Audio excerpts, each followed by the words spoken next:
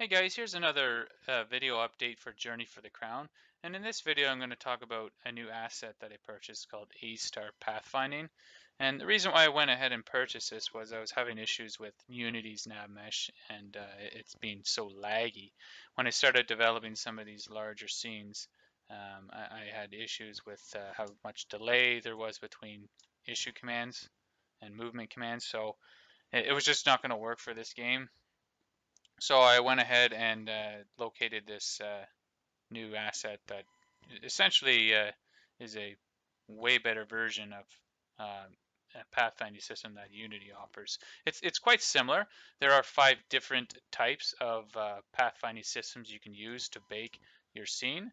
And the one I'm going to be talking about is the Recast graph, which is most closely resembles how Unity's Navmesh looks. So let's get started with that. The first thing you want to do is create an empty game object. I just called it A star. Make sure it's zeroed out here. Add in a component called Pathfinder, and you'll notice that it has some options here. Click on Graph, and we're going to be clicking on Recast Graph. I haven't tried these other 3 here. I did try the Grid Graph. It is a very basic version, kind of like how checkers are set up. It's just squares all over the place. It wasn't working for what I wanted because I have so many different heights and staircases and that sort of thing. So Recast Graph was the one to go with. I believe this is only offered on the professional version. There are 2 versions you can get, a free version and a pro version. So clicking on Recast, click on this again, and you'll notice all these options pop up. Click on your F key and then you'll go all the way over to your 0, coordinates and you'll see this little white box here. It took me a while to figure out where everything was, but the way this thing is designed, it all starts at 0, 0. Unfortunately, the resizing functions don't seem to work, but there is this section down here that'll allow you to change the size and that sort of thing to the box. And what we essentially want to do is move this box over our scene. By doing that, we just use these coordinates here. Now, I think the coordinates are about here for this here as well. Change that to 500.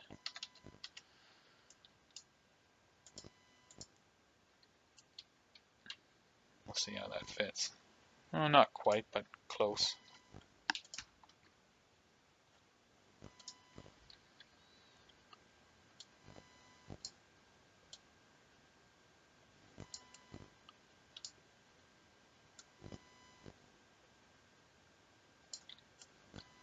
Well, that's pretty close. I'm happy with that. So what essentially you want to do is I want to map the height as well in here too.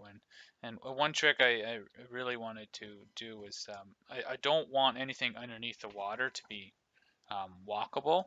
So what you can do is just slide this whole area up a bit so that it will only bake around the shoreline. It's kind of hard to get it there, but right there is what I want. So that won't bake this area down here. And you really don't want to have that sort of thing happen because in my scene, there are some areas where you could, with that sort of slope, you could walk down there and start walking around. So by doing that, you just cut that whole problem right out. I also don't want to bake the tops of these, but it doesn't really matter. There's no way of getting up there. But just to be safe, let's lower the height of this to let's say 25, and I'll have to reposition it again.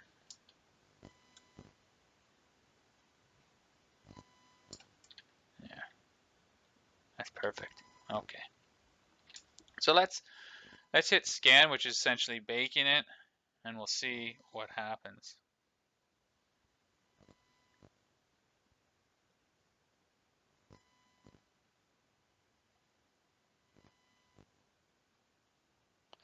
Now it looks a little ugly right now just because I am scanning every object in the game, and we can get into a more detail on how to start ignoring certain layers.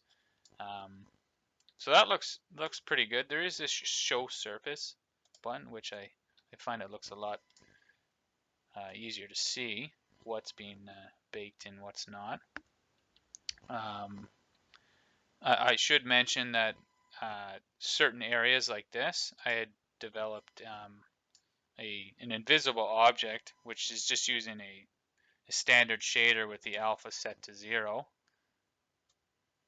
just an empty object, and that allows me to make a little slope for the steps, because if you look at these settings here, I did tweak them a little bit. I increased the tile size.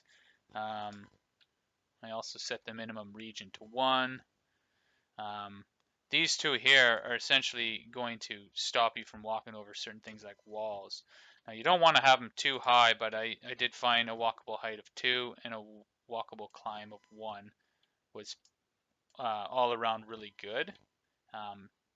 It still didn't work on some of my steps, and in order to avoid that, I just added these little slopes in here, which you can also control the slope value, which I had set at 50, was pretty perfect. And then just hit scan. Now, if you notice, it is a little bit smaller now that once I made these changes. It calculates so much faster than Unity's version 2, which can take forever. So I like that so far. Now let's look at the different layers, because I don't want certain things like that, the top of that being scanned, or even that, if I can get rid of it, would be nice. So going further down here, there is this layer mask area, and right now I'm scanning everything in the game, and I don't want that. So I'm going to take off everything and then just start from scratch. The areas that I want are ignore raycast. I want the terrain, and I want to have walkable. I believe walkable is, yeah, walkable is my floor texture. What else we need? So a couple more that I need. Ignore projector. And that. I think that's it. So I'm going to rescan that, and it should update what I want. Yeah, so that already looks way better. You can see that there's now a nice clear path inside that shop, even through here. One more change for my settings was changing the radius to 1 instead of 1.5, because my characters do have a radius of 1, so that's one additional change I need to do. And that essentially allows you to walk through smaller areas just by changing that size, just to show you the difference.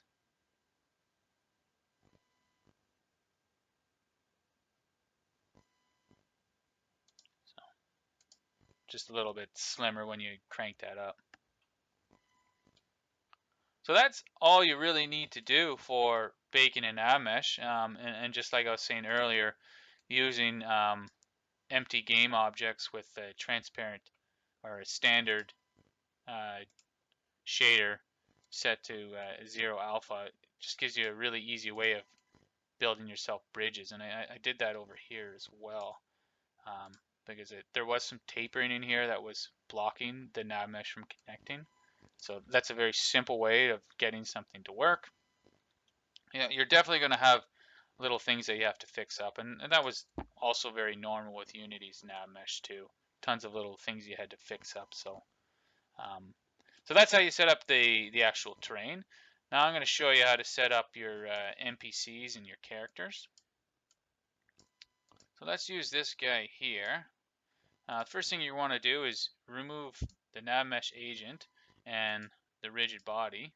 I'm going to just leave the Navmesh agent there for a second. And now I'm going to want to add in a script called apath. Now this is essentially replacing Navmesh agent, parts of it. And you can see there are very similar variables like max speed, you got speed, acceleration, so you just have to set all these up appropriately to what you want. In my case, I had set the acceleration to 1,000 because I want the reaction time to be quick when you move and not slow. Rotation speed as well to 1,000. And reach distance I had set to 0. And these are fine as is. Walking speed I had set to 5, 10 for running. And the repath rate is basically it's just how fast you want the reaction time to be. For my NPCs, 0.5 was fine. For my characters, I had it set to 0.2. Still very fast. You can even go lower than that. If you compare it to how fast the update sequence is, you're looking at 0.02. So this is a nice this is a big saving on your actual game's performance. So looking at all that, that's all set up. The next thing is the obstacle avoidance that we need to look at, and that is there's 3 different ways of setting your character up so that they walk on the Navmesh and avoid different obstacles. There is the Recast ground mask, which uses layers as its way of avoiding objects. There's also a rigid body route you can use, just uses physics. Or there is the character controller setup. And if you notice that every time you add it, it removes and toggles these options in here, because you can't use all 3 or 2 of them at the same time. You have to basically choose one. For my main characters, I use the character controller and just set up all the parameters in here. This is basically just going to be a capsule around your character, and if they run into each other, it looks like they're actually, or it won't allow them to walk through each other. This route here was really awesome for performance and NPCs, because it just baked that stuff into the game, and you still could include, if you have layers on your main characters, which I think most games should probably do, you can just toggle those in here, and that's, in my case, would be these 3 things. Now I also want my NPCs to walk around all of the objects that are set to default.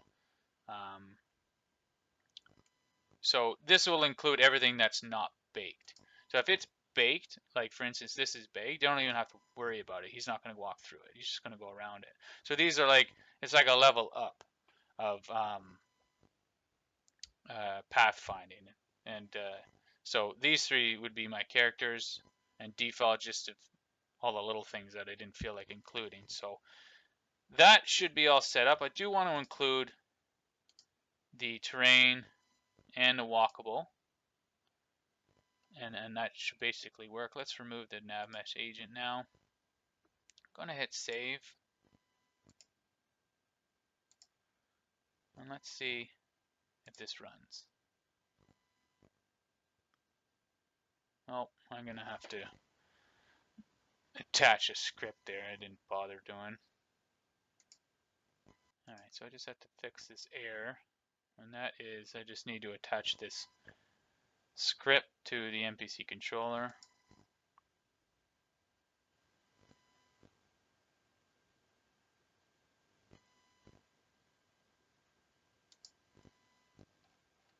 Scroll all the way down. There it is. Just drag it in. Now it should play. There we go. So now he's walking around, and it all looks pretty good. You can see there should be a little gizmo that shows up. That little line on the ground basically animates. That's what this seeker script. When you add the AI path script, seeker gets tagged onto it as is required, and that essentially just shows you a little green line here that's on the ground. And if you notice how jagged it is, there is another script that will help eliminate that problem. So basically how this Navmesh works is it finds the center of all these little lines, and it just moves along it.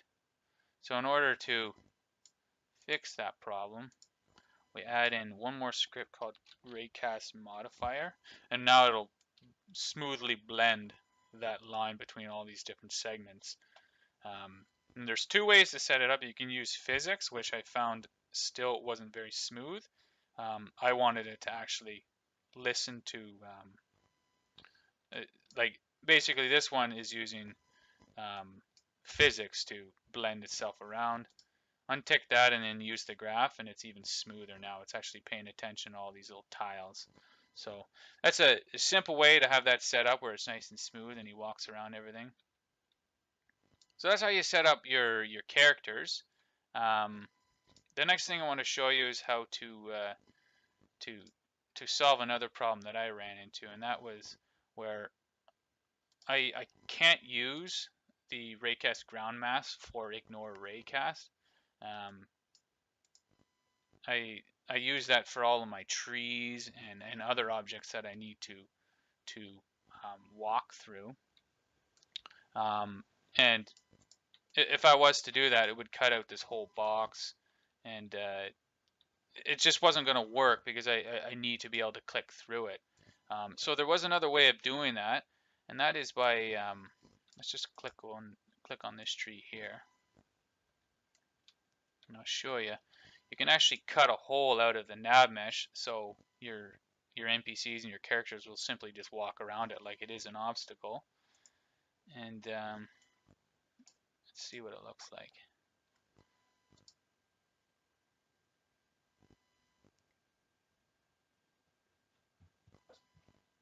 So you can see that this tree, you can literally walk through it. What I want to do is add another script to it that will cut that out of the Navmesh. And I believe that one is called Recast Mesh Object. So it's a very simple script. Just tag this or toggle this to unwalkable and attach it to the object that has a mesh. Go down here, hit scan, and you should see a nice little cutout area here. So now they won't walk through that, they'll go around it. Pretty simple stuff. It even incorporated that branch, so that's pretty awesome. Next thing I want to show you is how to, there's a function called Carve with Unities Navmesh, and that'll basically do a runtime object where it kind of cuts a hole in your Navmesh. So just grab an empty object, add in a Navmesh cut, resize the parameters here so it sizes up to this object. Oh, too big. 3, 3, 4. I'm going to want to center that as well. Might be a bit too big. That's perfect. So once you got the Navmesh cut in there and all those parameters set up, you're going to also need to add in another script called Tile Handler Helper. Now, what this essentially does is it updates the Navmesh with the coordinates of the Navmesh cut, and you can also even set in the update interval, which is pretty awesome for performance.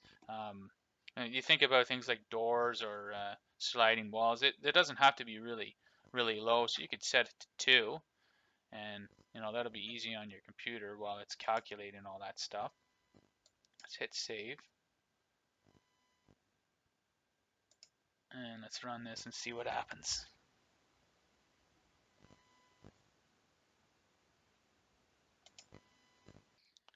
So there we go.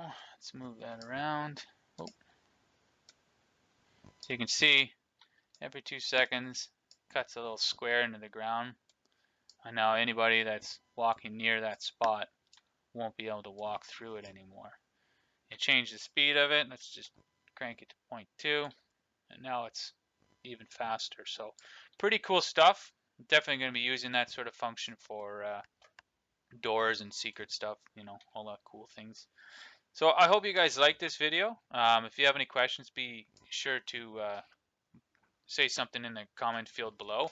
If you're looking for the asset, I'll also put it in the description. And be sure to like and subscribe so you can see some more of my videos. And visit my website, journeyforthecrown.com. And I hope this was helpful. If you guys have anything to share, just use the comment section below. And thanks for listening.